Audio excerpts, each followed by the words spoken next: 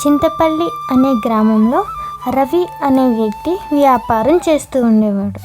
అతను ఏ వ్యాపారం చేసినా సరే పనిచేసేది కాదు. దీనికి కారణం ఏంటి అంటే, అతను ఏ వ్యాపారం అయితే చేస్తున్నాడో అదే వ్యాపారాన్ని వేరే వాళ్ళు కూడా చేసేవారు. భగవంతుడా, ఈరోజు నేను పుచ్చకాయలు అమ్మటానికి కూర్చున్నాను. ఇవి ఎవరు అమ్మకుండా ఉండే విధంగా చూడు తండ్రి. రెండమ్మా రండి, పుచ్చకాయలు తీసుకోండి, ఎంత తీయనైన కాయలు. నాకు 2 పుచ్చకాయలు ఇవ్వు బాబు. తీసుకోండి అయ్యా. ఇతను ఇలా వ్యాపారం అమ్ముతూ ఉండగా గోపాలరావు పుచ్చకాయలను తీసుకుని వస్తారు. తాజా పుచ్చకాయలమ్మా, తాజా పుచ్చకాయలు, తక్కువ ధరకే ఇస్తాను, రండి రండి. చూస్తూ ఉండగా రవి వద్ద ఉన్న వాళ్ళందరూ కూడా ఇతని వద్దకు వచ్చేస్తారు.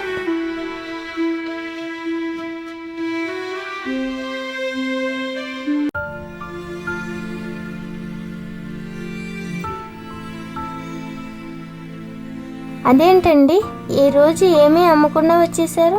నేనేం చేయను, నేను ఏవైతే అమ్ముతున్నారో అవే తెచ్చి అమ్ముతున్నారు. నా దగ్గర ఇంకెవరు ఇచ్చుకోవటం లేదు. పోనీ రేపు చేపలు అమ్మండి. సరే రెండమ్మా రండి, కిలో చేపలు 100 రూపాయలు మాత్రమే. నాకు 2 కిలోలు ఇవ్వయ్యా. చెప్తా, రెండయ్యా, రావాలి రావాలి. కిలో చేపలు 50 రూపాయలు మాత్రమే, బతుకున్న చేపలు. అరే, కిలో చేపలు 50 రూపాయలా? పదండి పదండి. అరే,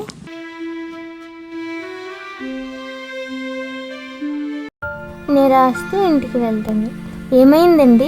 ఈరోజు కూడా రోజులాగే జరిగింది. నేనేం చేయను, నేను ఇంక ఏ వ్యాపారమో చేయను. వాళ్ళు మేడపైన గోడ కట్టి మేకలను పెంచడం మొదలు పెడతారు. ఓహో, ఈ రవి అయితే ఏ వ్యాపారం చేయట్లేదు, ఏమీ తీసుకుని రాలేదు. ఏం చేస్తున్నాడంట?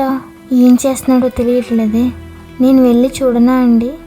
మంచి ఆలోచన, వెళ్ళు. ప్రే, మేడపైన ఏంటి? కొత్తగా ఏమైనా మళ్ళా భవనం నిర్మిస్తున్నారా? మేము పైన చేపల్ని పెంచుతున్నాం. అవును, చేపల్ని పెంచుతున్నాం. వాటికి నీళ్లు ఇవన్నీ వేయటమే సరిపోతుంది. అరే, ఎంత తెలివైన ఆలోచన. పైన చేపలను పెంచుతున్నారు. ఏం చేస్తారు? వాటిని బజార్లో అమ్ముతాం. అమ్మో, సరే సరే, నాకు టైం అవుతుంది, ఇంటికి వెళ్ళాలి, ఉంటాను.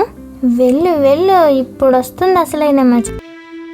అందుకేనా ఈరోజు ఏమీ అమ్మటానికి రాలేదు? మేడ పైన పెద్ద గోడ కట్టి దాని నిండా నీటిని నింపి అందులో చాలా చేపలు వేస్తాడు. భవానీ, చూడు, వాళ్ళు మనం ఏ విధంగా అనుకుంటామో ఆ విధంగానే చేశారు. ఇప్పుడు ఏమవుతుందో చూడాలి. ఏవండి, మనం చుట్టూ ఇంత నీటిని నింపాం కదా, ఏమన్నా అవుతుందేమో కదా? ఏం కాదు, మనం కొన్ని రోజుల్లో లక్షాధికారులం అవ్వబోతున్నాము. రవి మేకలు మొదటిసారిగా వాటిని బయటికి తీసుకొచ్చారు. రవి వ్యాపారం చాలా చక్కగా కొనసాగుతూ ఉంది. భగవంతుడా, నీకు చాలా ధన్యవాదాలు. రాంబాబు ఇల్లు కూలిపోయిందంట, పదండి పదండి. వీళ్ళ మాటలు విని ఇతను కూడా వెళ్ళారు. ఇతను వెళ్ళి చూసేసరికి మొత్తం ఇల్లు, చేపలు మొత్తం అన్నీ కూడా. అరే భగవంతుడా, ఏం చేయాలి? నా ఇల్లు కూలిపోయింది, నా చేపలన్నీ పోయాయి. ఇప్పుడు నేనేం చేయాలి? ఆ రవితో పోటీ ఇంకెలా చేయాలి? రవి గోపాల్ వద్దకి వెళ్తాడు. చూడు గోపాలరావు, ఒకరు చెప్పిన పనిని మనం చేయటం, ఒకరు చేసిన పనిని మనం చేయటం కాదు. మనం ఎప్పుడు కూడా తెలివితో ఆలోచిస్తూ చేయాలి.